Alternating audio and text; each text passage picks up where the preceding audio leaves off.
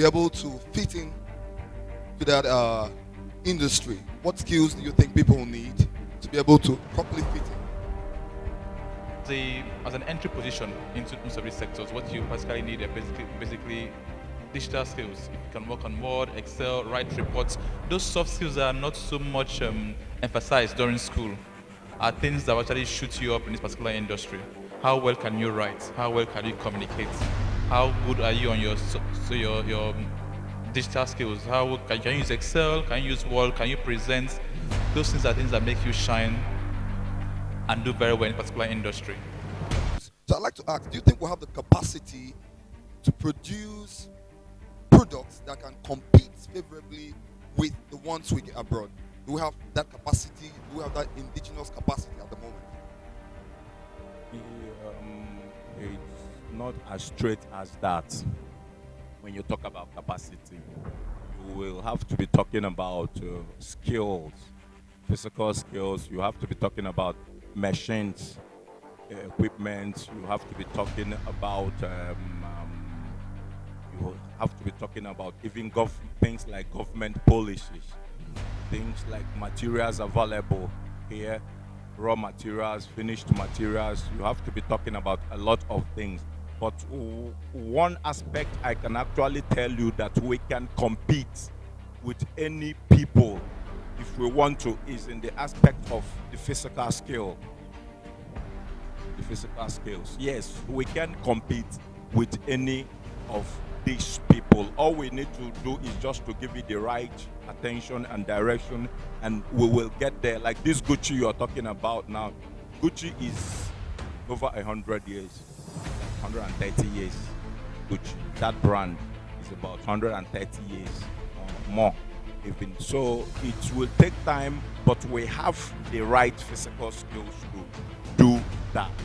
But in terms of equipment, we import, and when you import, the people you are competing with are the people giving you the equipment you work with. So what will basically happen is that you will be behind them all the time. Like if you're competing with Vietnam, they are the people giving you your lasting machine, they are the people giving you your leather cutting machine, they are the people giving you all the things. So now competing with them is not that easy because you are depending on them for a lot of things, you understand? So what I can basically say is that we can compete with them when it comes to physical skill, learning physical skill and applying them.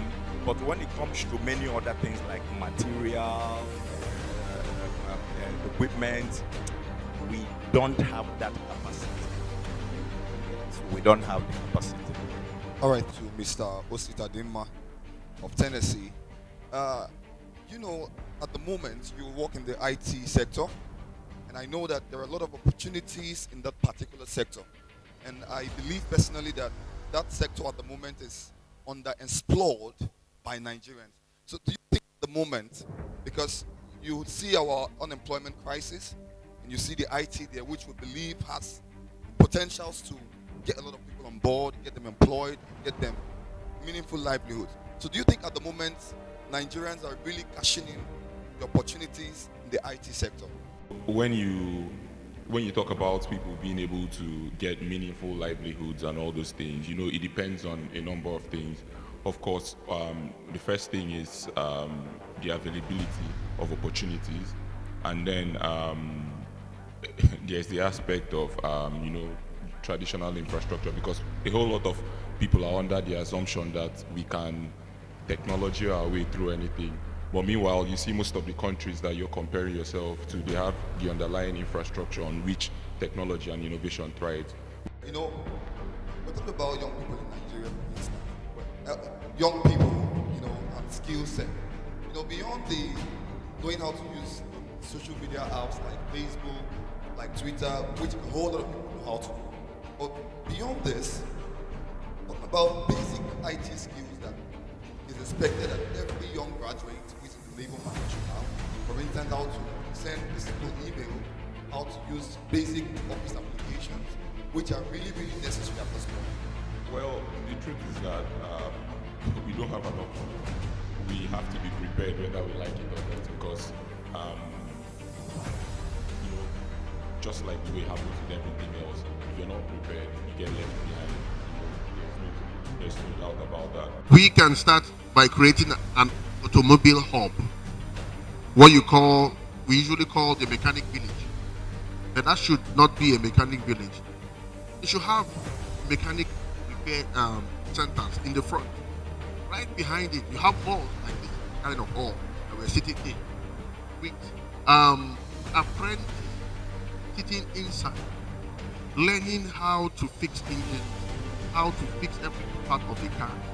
When you do the classroom work, you go to the front and you partake in fixing vehicles. I tell you, in 2 years, we'll replace all the kekes that come into Nigeria from India with our own made in Nigerian keke. We crave for a day when in this country we can be able to produce our own kind of automated cage that the industry can use. And we are creating a new army of entrepreneurs that would improve the economy of our nation. And they wouldn't do that by trial and error. They will do that by proper guidance and education. And if you ask me, I think we should formalize the apprenticeship system in this country, especially in the southeast of Nigeria, where apprenticeship is a big thing.